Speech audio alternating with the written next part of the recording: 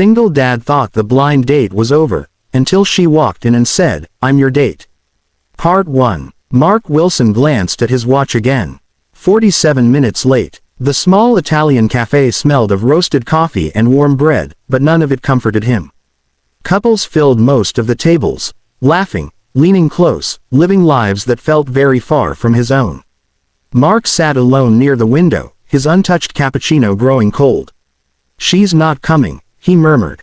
He should have known better. Blind dates were a bad idea, especially for a 34-year-old single dad whose life revolved around school pickups, bedtime stories, and packing lunches shaped like dinosaurs.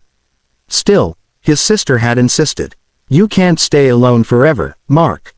Just try." He had tried. He really had. Mark typed a quick message on his phone. "Hey, I'm at the cafe. Not sure if you're still coming." No reply. With a quiet sigh, he stood and reached for his jacket. Ethan would be waiting at home with the babysitter, probably asking why Dad had to go out at night at all. Mark already felt guilty enough. "That's it," he whispered. "Time to go." Just then, the bell above the cafe door rang. Mark barely paid attention, until he heard a voice behind him. A woman's voice, slightly breathless, apologetic. "Sorry I'm late." Something made him turn. She stood just inside the door, rain clinging to her coat, dark hair pulled back in a loose ponytail.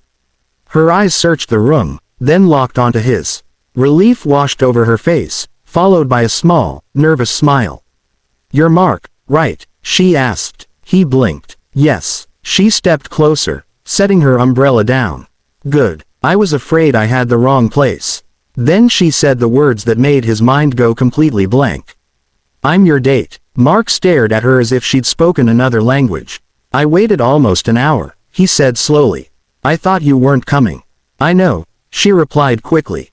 "And I'm really sorry. My car broke down 2 streets away.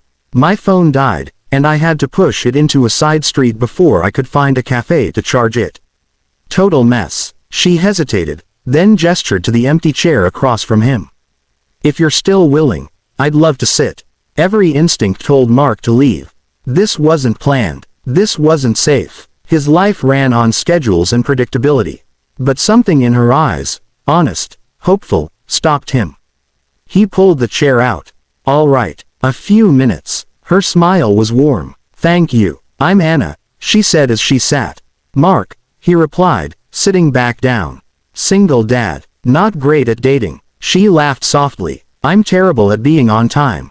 "Seems fair." The tension eased, just a little. They started with simple conversation.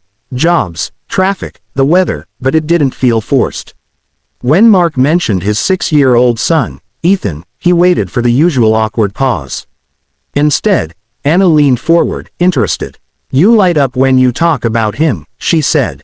"He's my whole world," Mark admitted. "Ever since his mom passed, it's just been us." Anna's expression softened. "That must be hard." "It is," he said honestly. "But I wouldn't trade him for anything." For the first time in years, Mark didn't feel like his life was too complicated to explain. Anna didn't see him as damaged or boring. She just listened. Then she glanced at her watch and grew serious. "Mark, there's something I should tell you." His chest tightened. "That sounds ominous." "This date," she said carefully, meeting his eyes, "wasn't as random as you think." "What do you mean?" She took a slow breath. "I already know you, more than you realize." Before he could ask another question, the cafe door opened again, the bell ringing sharply. Mark turned toward the sound, unaware that the truth Anna was about to reveal would change everything he believed about this date, and about his past.